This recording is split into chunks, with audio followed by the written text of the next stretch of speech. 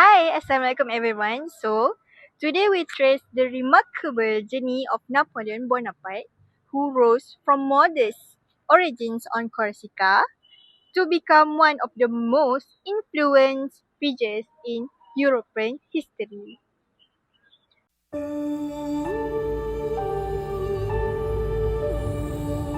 Napoleon Bonaparte was born on 15 August 1769 in Corsica just months after France took over the island. Even though not from French nobility, his family had modest social status. As a boy, he was sent to France for military school. He faced discrimination for his Corsican roots, but quickly proved himself, especially in math and strategy. By just 16 years old, Napoleon became a second lieutenant in the artillery. Napoleon's first big moment came during the French Revolution. He strongly supported the revolutionary government. In 1793, during the siege of Toulon, he played a key role in recapturing the city from royalist forces backed by the British.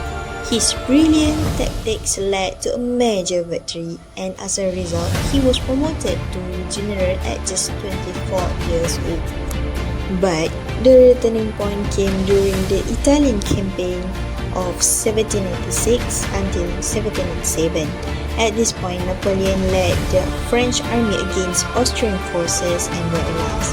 In a matter of months, he crushed their armies and brought much of northern Italy under French control. This campaign made him a national hero. He wasn't just winning battles, he was doing it quickly, cleverly, and with flair. One of Napoleon's greatest strengths was his use of propaganda. He portrayed himself as the defender of the revolution, the one who would protect France and bring glory to its people. This image worked. The French public started to see him not just as a general, but as a hero, a man who could save their nations. So, from a Corsican outsider who faced prejudice and isolation, Napoleon rose to become a military prodigy and a symbol of hope for revolutionary France. And yes, this was just the beginning of his story. I will discuss how Napoleon was not only a great general but also a leader and reformist who reshaped France. 1799, Napoleon launched a coup known as the Coup of 18 Brumaire, ending the rule of the Directory.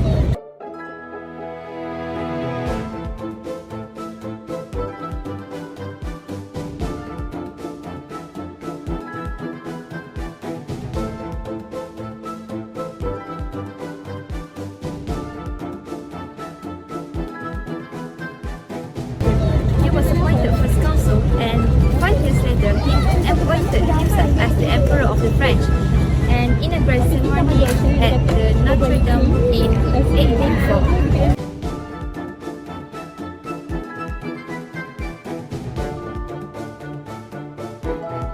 As a leader, Napoleon introduced many important reforms. For example, the most famous one, Napoleonic Code, a legal system emphasizing justice, equal rights, and equality under the law.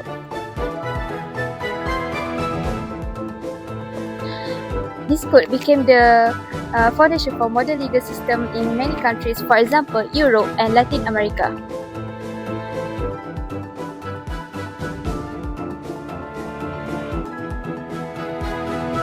In education, Napoleon also established lycees, secondary schools to train future leaders and administrators. He also regulated the university system and produced many scholars and educated officials. Economically, Napoleon created the Bank of France, reorganized the tax system, and controlled inflation. His efficient administration brought stability to France after the chaos of the Revolution. Napoleon had a complex relationship with the Church. Through the Concordat of 1801, he reconciled with the Pope but maintained state control over the Church in France. Although many of his actions were authoritarian, Napoleon's reform had a profound impact on France and the world. He proved that determination and vision could rebuild a nation on the brink of collapse.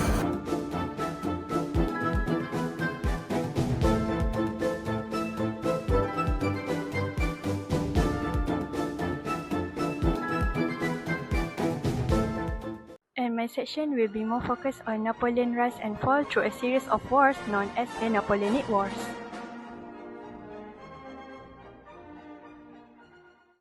So, after becoming emperor, Napoleon began to expand his power across Europe. So, he defeated a coalition of major European powers in numerous battles.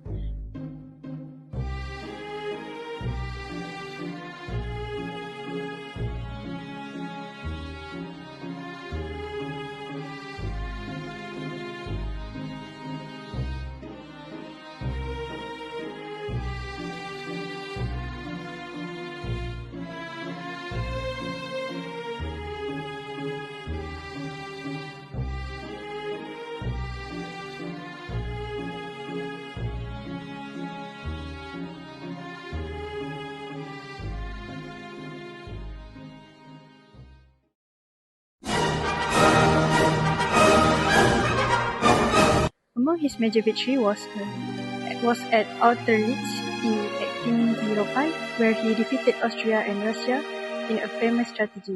In 1805, on the rolling hills near Austerlitz, Napoleon Bonaparte faced an enemy coalition of Russians and Austrians, outnumbered and seemingly cornered. But Napoleon had a plan. He deliberately weakened his right flank, luring the Allies into a trap. As their forces advanced, Napoleon unleashed his hidden reserves in a crushing counterattack. The enemy was caught in chaos, confused, overextended, and overwhelmed. The result? A decisive French victory. This wasn't just a battle, it was a masterpiece of military strategy. And at just 36 years old, Napoleon cemented his place as one of history's greatest tacticians. The Battle of Austerlitz wasn't luck, it was genius. What do you think, strategy or sheer audacity?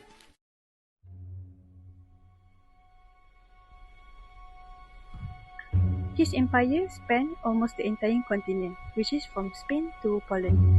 However, this success did not last long. Two major mistakes were the steering point for his downfall. So, the first was the Spanish conquest in 1808, which is Napoleon deposed the Spanish king and installed his brother, Joseph Bonaparte, as a king. So, this action sparked a rebellion known as the Spanish Guerrilla War, which weakened his military strength. The second and biggest mistake was the invasion of Russia in 1812. So, Napoleon led over 600,000 troops to Moscow, but the cold weather, Russia's scorched earth tactics, and lack of supplies caused great destruction. Only about 100,000 of his troops made it home. So, defeat after defeat led to Napoleon's ouster from the throne. Why Russia is so impossible to invade? The reason is that Russia is a freezing country. For example, in the 1800s, France invaded Russia, but in the end, France got defeated. Because of the cold weather in Russia, but not only France tried to invade Russia, many other European countries tried, but they got defeated.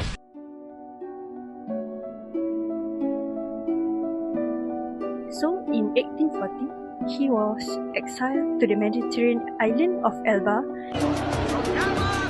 I saw the rights of France mistied! I throw it aside! Your Majesty, the monster has escaped from Elba. It has come from us.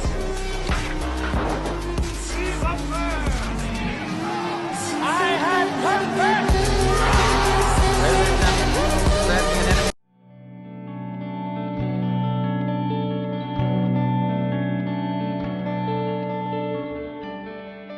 Conclude this video, I will explain to you about the final chapter of Napoleon's life from his life to his enduring legacy.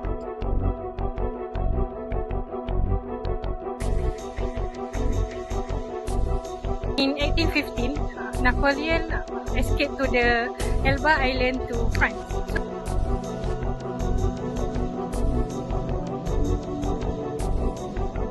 So during that time, people at there welcomed him very enjoyed, and he retained his power without bloodshed. So this event called as 100 days.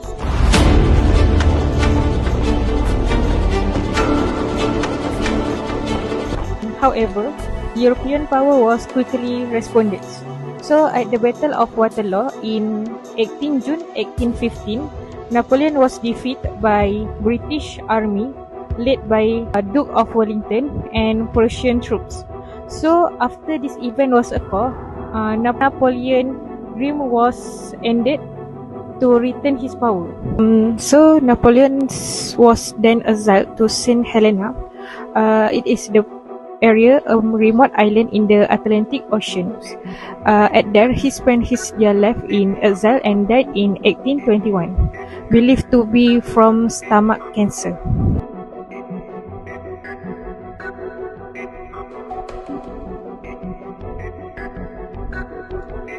So, he also left behind a great debate in history. Was Napoleon a hero or a dictator? Some consider him as a protector of the revolutions. Others saw him as a destroyer of European pieces.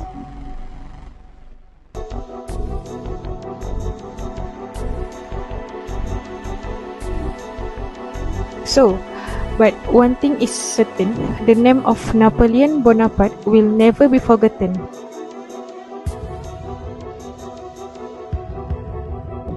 So, as we can see, he is a symbol of greatness, controversy, and a great change in world history.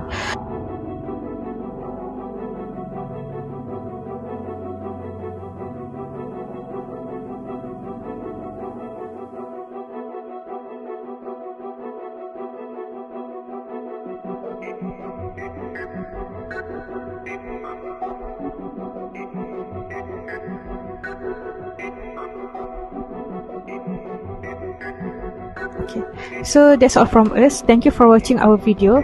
Do not forget to like and share. Thank you.